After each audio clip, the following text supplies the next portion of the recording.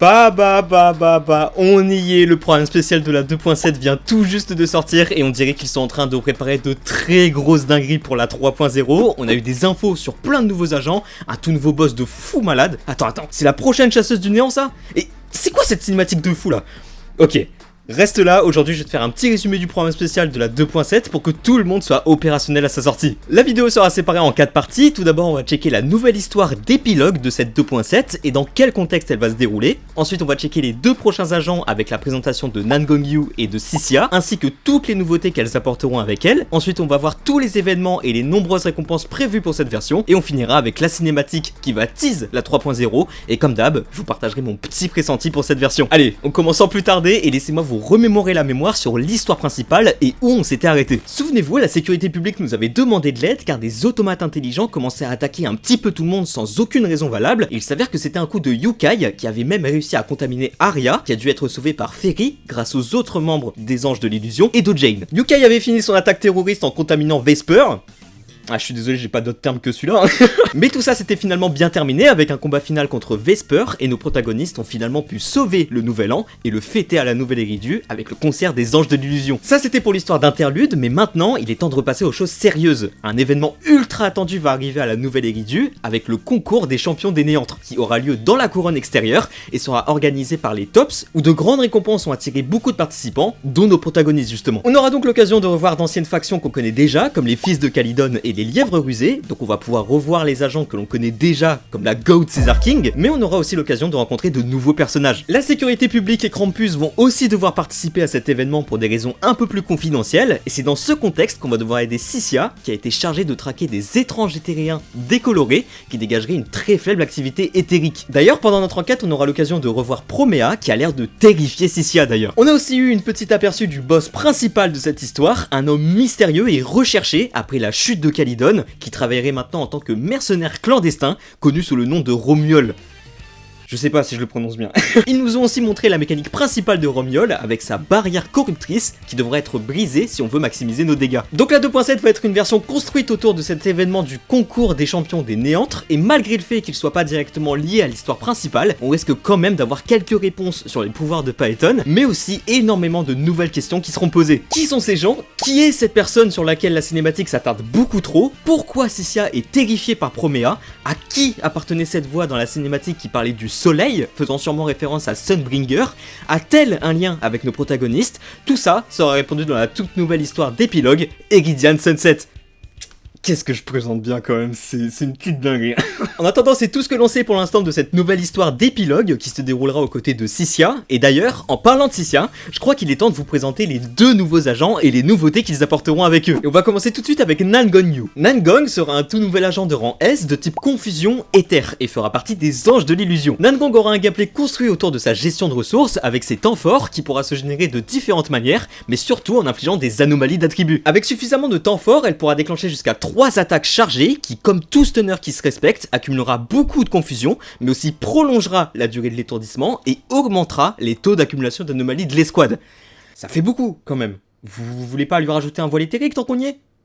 Non mais on n'est plus à ça près hein. Avec son ultime, Nan Gong pourra aussi déclencher un voile éthérique. Vous foutez de ma gueule. Voile éthérique qui sera exactement le même que ses 2 compères, qui sera plus que pratique pour les aider à générer leurs ressources. Quand un adversaire est étourdi, Nan Gong augmentera encore plus le taux d'accumulation d'anomalies de l'escouade et encore plus après un enchaînement. De plus, si l'adversaire subit une floraison spéciale ou un dysfonctionnement quand il est étourdi, Nan Gong appliquera des cumuls de vibrati et une fois atteint un certain montant, une floraison spéciale sera activée, infligeant de gros dégâts. Et c'est toujours pas fini, quand un membre de l'escouade étourdit un ennemi, Nan Gong obtiendra l'effet prouesse chorégraphique qui lui permettra de déclencher dysfonctionnement avec son attaque chargée, infligeant donc un gros burst de dégâts supplémentaires. On aura donc un agent confusion qui sera taillé pour les agents anomalies, en plus d'être ultra complet, qui s'occupera évidemment d'étourdir l'adversaire, mais va aussi rajouter une grosse couche de dégâts tout en renforçant nos carries, en plus d'optimiser au maximum les timings de stun.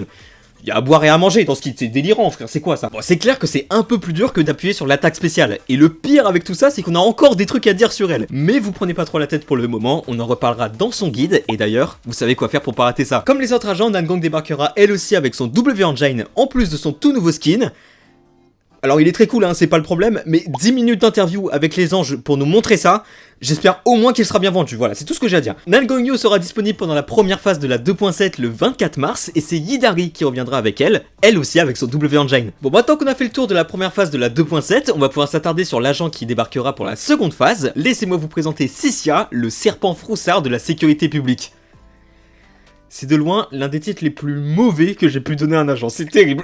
Cynthia sera un tout nouvel agent de rang S de type attaque électrique et fera partie de la sécurité publique. Elle aura un gameplay construit autour de ses points de venin qui seront automatiquement consommés tout au long du fil du combat et infligera des dégâts électriques sur l'adversaire, en plus d'augmenter ses taux de critique. Cynthia pourra régénérer son venin de différentes manières, que ce soit avec ses attaques spéciales X, mais aussi avec son enchaînement et son ultime. Et si les cumuls de venin atteignent son maximum, Cynthia pourra manuellement les consommer avec son attaque normale pour infliger de gros dégâts électriques. On aura donc un carry principal qui pourrait aussi se jouer en carry secondaire avec Sid par exemple, qui demandera une bonne gestion de ressources tout en gardant un gameplay très basique. On n'est clairement pas sur la complexité de Nangong, ça y a pas de doute. Cynthia débarquera elle aussi avec son W Engine le 15 avril et c'est Sid qui reviendra avec elle aussi avec son W Engine. Ok, avant de passer à la suite, je voulais vous parler des prochains agents qui pourraient potentiellement sortir dans les prochaines versions. Comme on l'a vu un petit peu avant, on a eu de nouvelles infos sur Promea, et avant de faire partie de Krampus, elle travaillait elle aussi avec Calydon, elle aurait peut-être un lien avec Romuel, qui sait. Ensuite, pendant le trailer de la 2.7, on a pu voir deux nouveaux agents qui ont l'air de faire partie d'une nouvelle faction, avec Norma et Velina. Elles ont l'air très cool pour le coup. De plus, ils ont vraiment beaucoup insisté sur ce personnage ailé qui a l'air d'avoir une grosse importance sur la 3.0. Et pas mal de gens ont l'air d'être d'accord sur le fait que ce soit l'une des chasseuses du néant de la première génération qui était chef de la troupe mercenaire de Falkenhayn. Bon. Moi je pense que c'est Billy S. Rank, voilà. Vous l'aurez entendu ici pour la première fois, ça y a pas de doute. Hormis mes théories honteuses, je suis curieux de savoir les vôtres, donc n'hésitez pas à les partager en commentaire, même si c'est quasiment sûr que ce soit l'une des premières chasseuses du néant, blablabla.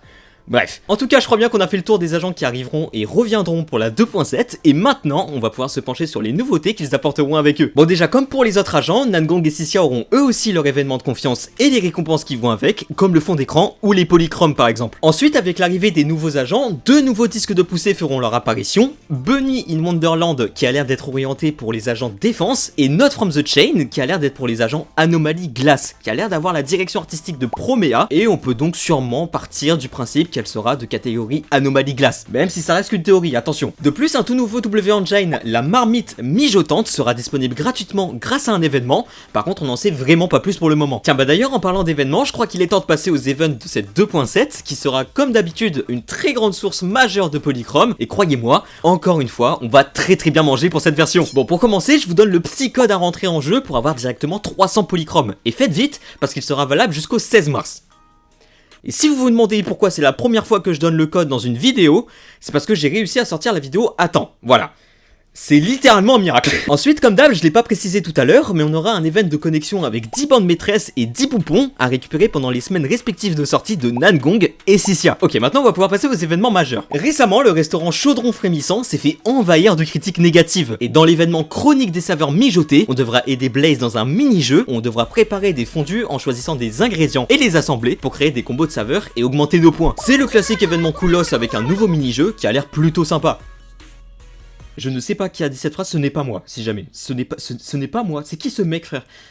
Koulos, j'ai déjà dit Koulos dans ma vie même. Après les informations fournies par Miyabi, les forces spéciales en néantre vont aussi avoir besoin de l'aide de nos proxys, où apparemment une grande quantité d'éthéréens peu menaçants ont soudainement émergé dans une néantre. Donc dans l'événement escouade spéciale de contrôle des catastrophes, on va devoir composer 3 équipes de 2 agents pour nettoyer les éthéréens et se battre dans un nouveau style de combat où on pourra relayer nos escouades tout au long du combat. Ça a l'air plutôt cool tout ça. Suite au concours des champions en néantre, plein de commandes ont inondé Interneux et c'est un excellent prétexte pour refaire équipe avec nos vieux agents dans l'événement Old Friends New Commission. Et apparemment dans cet événement on en apprendra un peu plus sur Promea. Dans l'événement Adventure Footage Freeze Frame, ouais j'ai arrêté de traduire, je vous emmerde. On devra réparer un bambou qui s'est blessé dans une néantre parce qu'il voulait exaucer le rêve de son maître et des fragments de sa mémoire devront être reconstruits par nos proxys. C'est très triste comme histoire.